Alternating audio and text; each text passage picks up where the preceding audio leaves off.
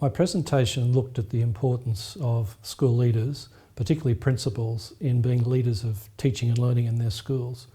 Not just being administrators or managers, but actually having a good knowledge base about what's most effective in teaching and learning, and then passing that on and working with the people that they work with.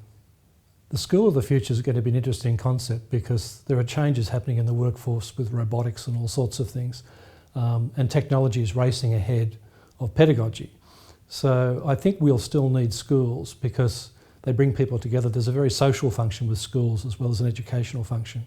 But I think what we might see is that the school will be more linked to other organisations, other schools across the world. I think there'll be a lot of interactive networking that happens in schools, but we'll still need them, and we'll still need expert teachers, because the paradox is that the more and more we put things on the internet, the more we need expert teachers to help students navigate that particular environment.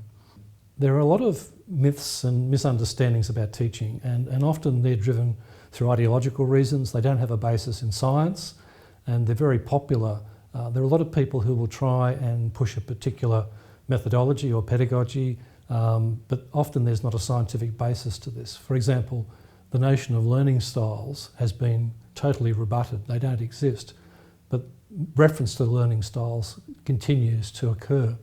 Another misunderstanding is that it's better if students teach themselves, if they can discover what they need to know. Now, that's not the way we learn in the real world. We need experts to actually give us understanding of how things fit together, give us a foundation of knowledge, skills and understanding, and then students can engage in things like problem solving and inquiry. So, they're just a couple of things that people are pushing.